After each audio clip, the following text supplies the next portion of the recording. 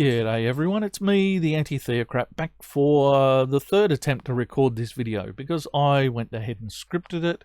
I went ahead and got a whole heap of extra material, and at the end of it all, it still tapers out into I just don't give enough of a fuck, and I wish people would just get their fucking act together. So, I'm going to run you quickly through what I've done to try and build this video. Because it really fucking...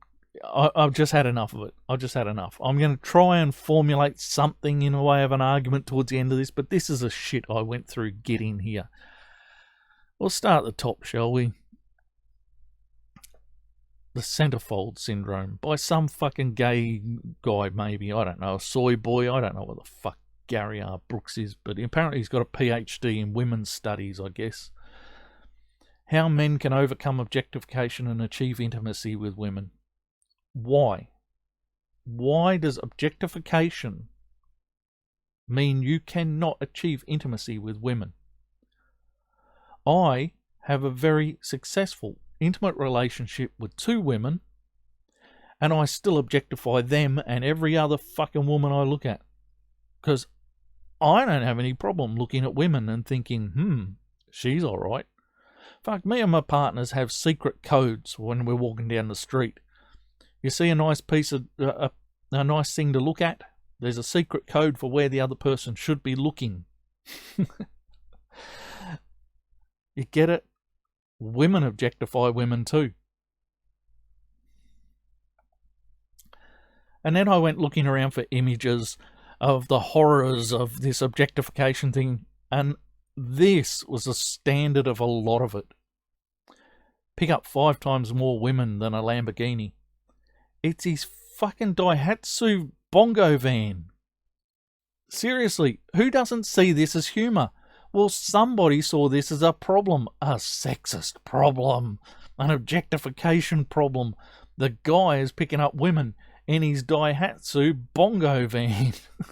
Fucking hell. Who's not seen this as the joke it's meant to be? Obviously, the sort of people who believe in objectification as an issue. Now, I actually believe in objectification as a biological norm of our species. Now, what's this fucking... Seriously, this was on a site amongst a top 5 or something problem ads.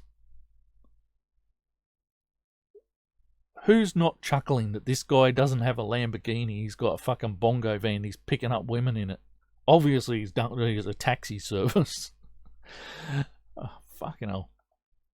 So we went on, I was looking for car ads, because I knew that there would be specific ads that met the criteria for, sexualized. And I knew car ads fitted that back in the day. So here we go, here's a nice looking busty lady. She's got a nice bit of cleavage going on here. And I've got to say, when I was younger, I probably wouldn't have liked this overly much. I thought she might have thought she was a bit much. But longevity of relationships means you change with your partners. And as you change, your tastes change. As you age, your tastes change. And if you can be with a partner and the changes between your taste as a young person and an older person do not hit as hard as you might expect them to. I sometimes wake up some days and wonder when I realise that this was a beautiful pair of breasts. But it is. And I can't say it's not. But here we go. The tagline is, like a lot of things in life, our Sherpa's biggest advantage is its vital statistics. She's busty. Seriously, yes, it is just the use of a mildly sexualized, because this woman's dressed, she's showing some cleavage, but she's dressed, she's got a lovely smile, nice hairdo, and yes, it's just using her mildly sexualized image to say their car is a good one. No. So anyway, I knew there were other ads. I know this product, Chico Rolls, and if you ever get your hands on one, anyone not from Australia, you've got to give a Chico Roll a go. In Melbourne, where I grew up, this was summertime eating. You went to the beach, you picked up fish and chips and a Chico roll. And then for 3 years they went off the market. They just stopped making them. And I thought my throat was cut, because I'd only just returned back to Melbourne and for work, and there was no fucking Chico rolls anywhere. Oh, it was murder, I tell you. I'd missed Chico rolls. Glad they came back. But getting off the Chico rolls themselves and my obvious flog for the Chico roll. No, I'm not being sponsored by Chico. Yeah. This isn't a nice looking lady. I mean, maybe a bit hard faced, but she's sort of busty. She's actually common to a few of the photos that we used at the time. Her and this bike.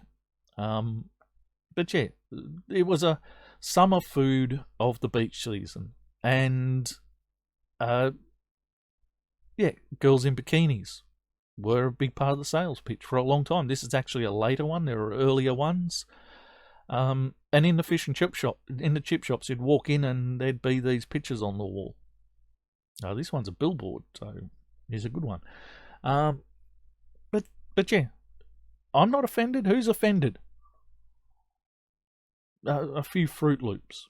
But yeah, I had to go looking quite hard just to find this. I know I could have gone to Calvin Klein for photos of underwear models and so forth, but I don't like photos of children in underwear, so we don't go to Calvin Klein for anything, especially clothing. We don't promote that shit. So anyway, we go on in time, and we're obviously in the 90s or something here now, because I think this is Paris Hilton.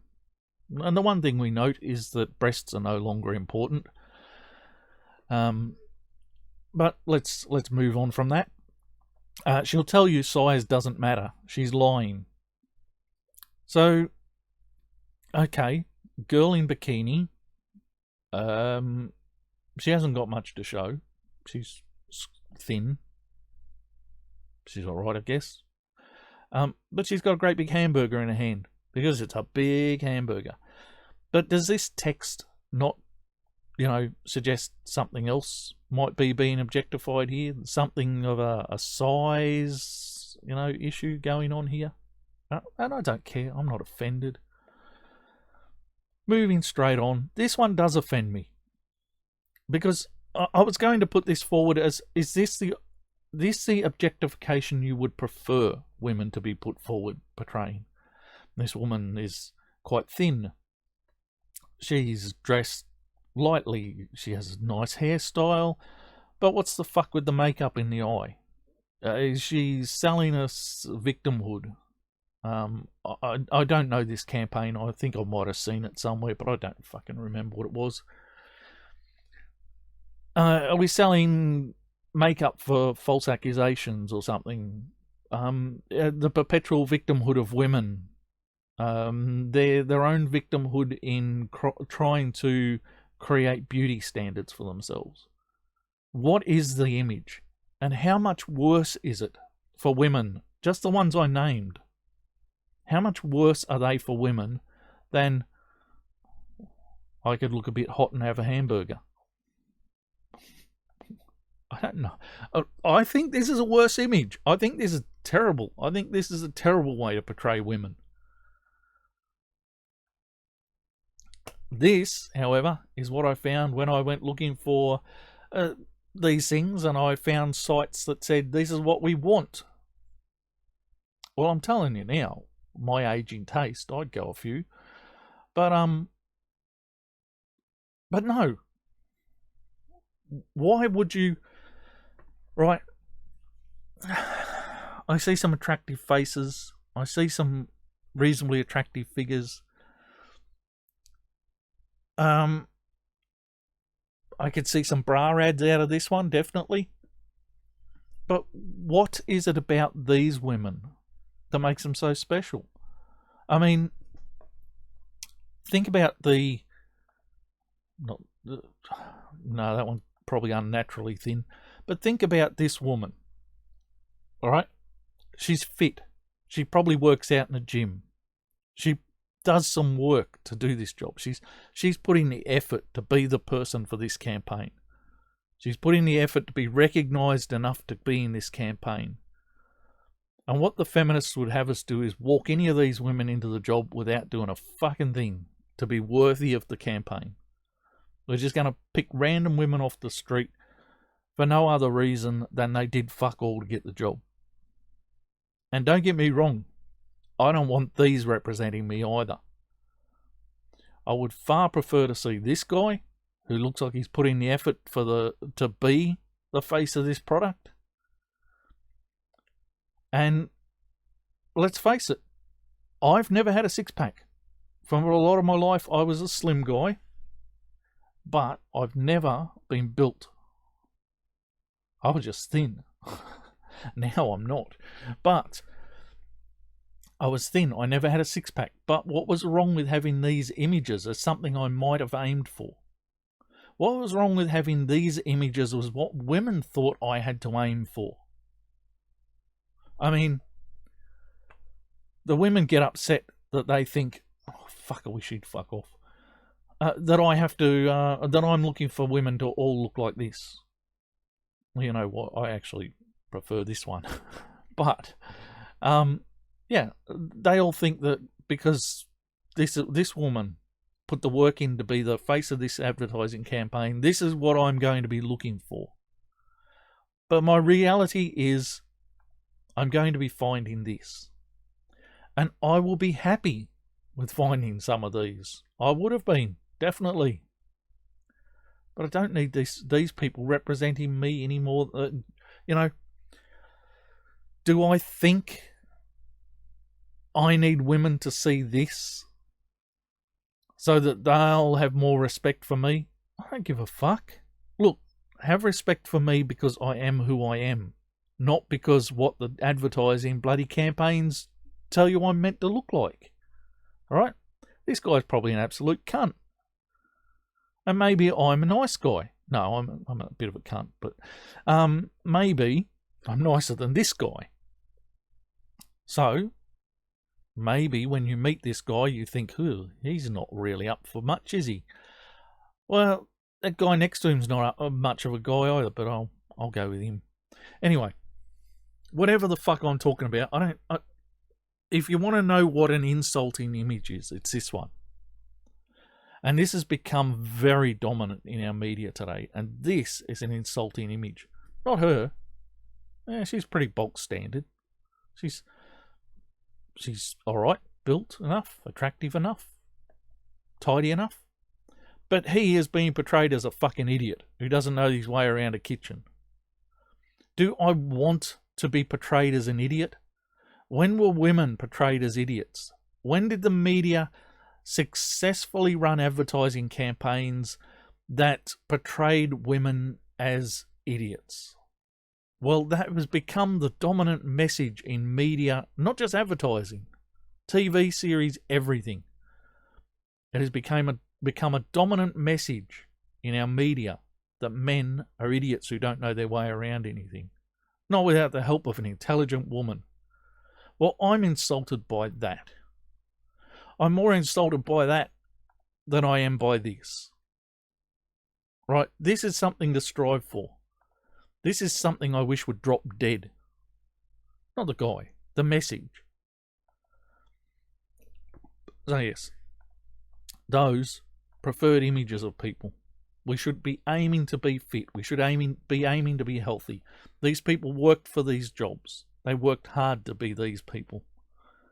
Like I said, maybe she doesn't work out too hard. But, you know, she's put in some effort. She's the person. And then, this was what actually got me kicked off on this subject. Because this is what I was watching. A feminist piece of tripe about some woman's journey with a sex doll.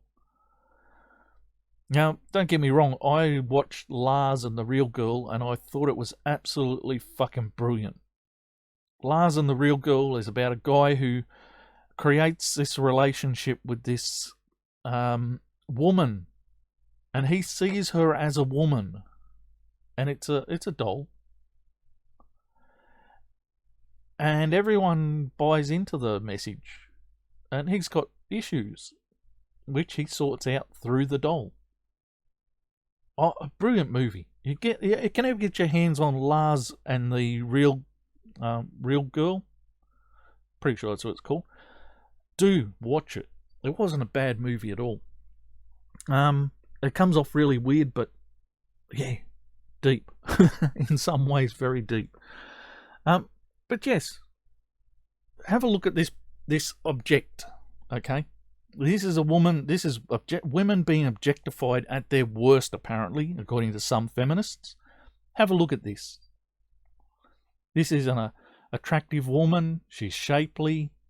This is just one model I pulled out. Right, there were quite a few.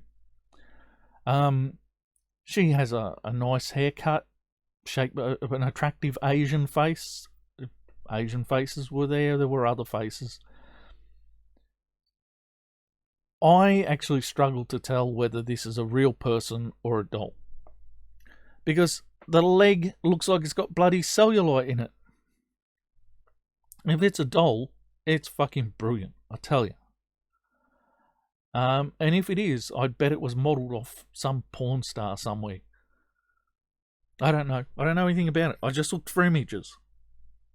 But if this is how you're being objectified, as a image of a woman with a full head, a torso, and limbs, attractive, yes, probably more attractive than you, which is why you're moaning about it. But yes, it's attractive, but it is complete. This is a woman.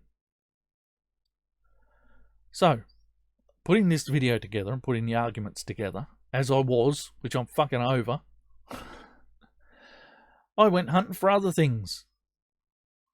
Because I was looking for the different ways men and women are objectified. This is an earlier model of how men did this. And do you still see the similarity? It is a complete person. It has all the necessary things to make it look like it's a female human.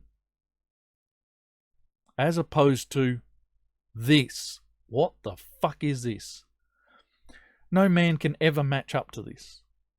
This has although it's pixelated, this has a rabbit at the front with a fucking pair of forked ears that are special for tickling things, and it's got a rear probe for probing up rears, and it's got this shaped and ribbed shaft with a set of little bearings in the middle of it that can rotate, and I don't know. And I'm guessing that the knob probably rotates as well. The top end, this bit up here, probably goes around as well. How is this object anything akin to the object it is meant to replicate? This is not only a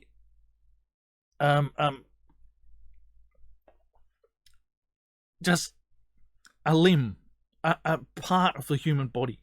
This is a disembodied member,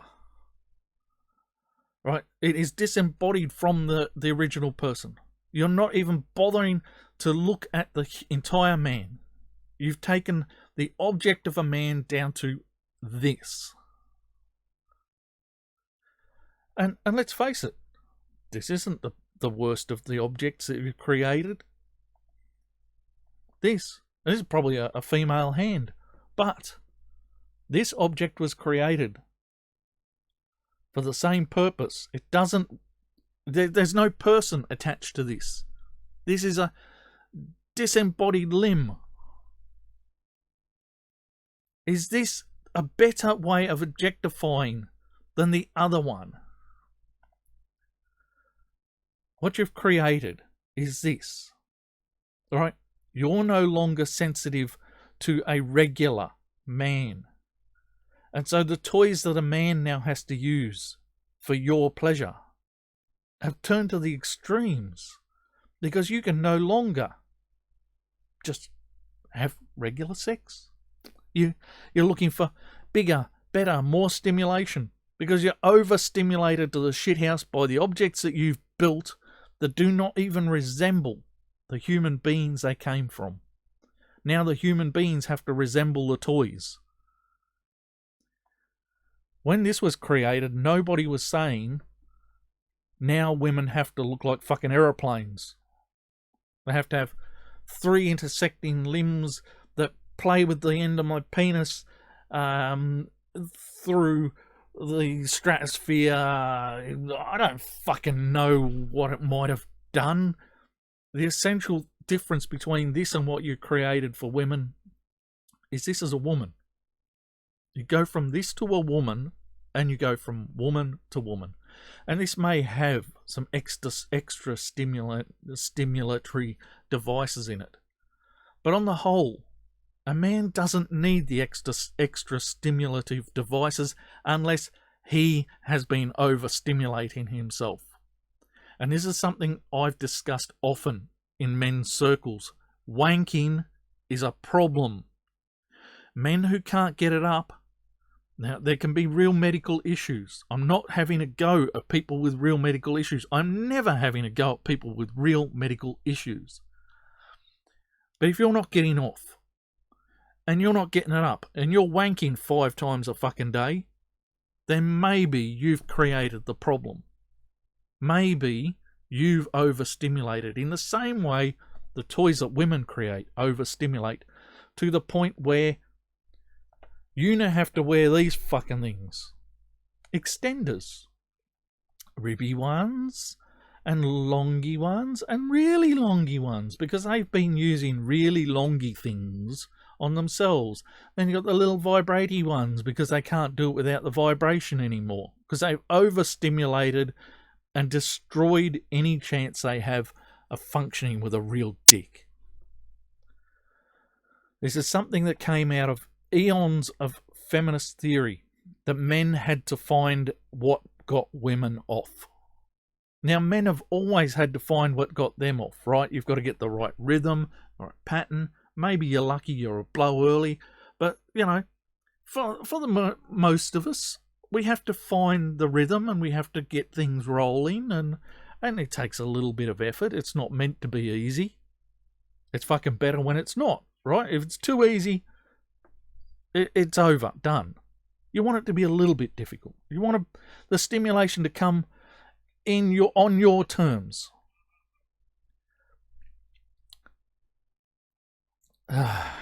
See, this is why I fucking hated this video. This is why I didn't want to make this fucking video a third time, and why I'm just going to ramble through the pictures. Essentially, we've created the worst forms of objectification for women. Methods of objectification that leave men out of the picture. Whereas what we've created for men is women. This is getting closer and closer to being a woman every time they release a generation of these robots. And watching the video that got me going on this one, yeah, one day they'll fucking nag at you and tell you they don't want sex. So, fucking hell, I hate when a subject is so intense. Is there so much in it, and yet the narrative that you are arguing against is so fucking bullshit, is so shallow, right? The feminist argument is, oh, we see sexy women in advertising and that's objectification. And there is no depth to that argument. And when you start looking at the argument and you work out how much depth there is to it, and when you take it away from the purely men do this, and you look at how women objectify as well, and it gets 10 times fucking deeper and uglier. I mean, I can't change the sex, the colour on my appendage. You can buy a different coloured one every fucking day for every day of the week. Now, objectification is not in itself a problem. It is something we humans do. But when you create obscure objects which are associated with real life situations, you do create a problem. And that problem hasn't been created so much for men. Things like the fleshlight, they have a certain right. They have a certain audience, but they're never going to be the be all and end all. A guy wants to get off. It's not that hard to get your hand out. If you want the feel of a vagina, go get your fleshlight. Get yourself a doll. But at the end of the day, this is the predominant way in which men not objectify so much, more idolize women. There are dolls for women as well. But women don't have the same commercial impact on the market that men have. Because women are quite happy to leave the man out and buy just the appendage. It is not a good form of objectification. And maybe this doll here in front of us is not a good model of objectification, but surely it is a better one. Alright, getting the fuck out of here. Look, guys, girls, whatever, everyone, the trick to life is to find somebody who's near enough to good enough. You don't need someone who's perfect. You live with them, you bend, you flex, you never give yourself away though. If they want to be in the relationship with you, they will bend and flex and never give themselves away. And you will learn to live with each other's differences. The things you might not overly love about one another, you will learn to live with in one another. Because as other things bind you, right? Sex is not a binding thing. Sex is a secondary thing. You want someone you can talk to, somebody you can communicate with, someone you can sit in front of the TV, hate the same shows, or at least hate the show that they're watching without it being a nuisance to them. Or laugh at the same things. Right? There are so many ways in which we relate to one another that are not sexual, and at the end of the day, those are the important things. The sex is nice, the sex is good, the sex will help.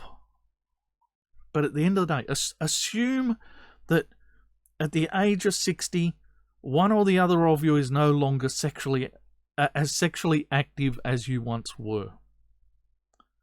Your relationship is not going to be about the sex. It's going to be whether you can sit in front of a good stand-up comedy show and have a chuckle together. It's going to be whether you can eat the other person's fucking cooking.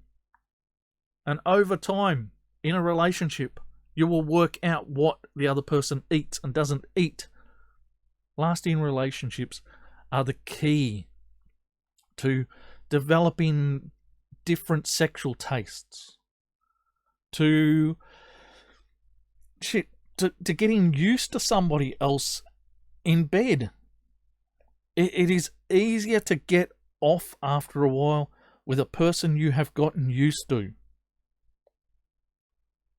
There are so many advantages to forming relationships, and one of the things that feminists never seem to be interested in is forming relationships, because men are fucking horrible. Right, I've gone out on a tangent. I just wanted to add that there.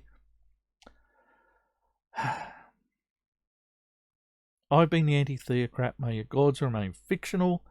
And I'll see you in the next one. I'll try and find something a little more fucking straightforward than trying to answer to simplistic feminist fucking theories. Okay, see you in the next one.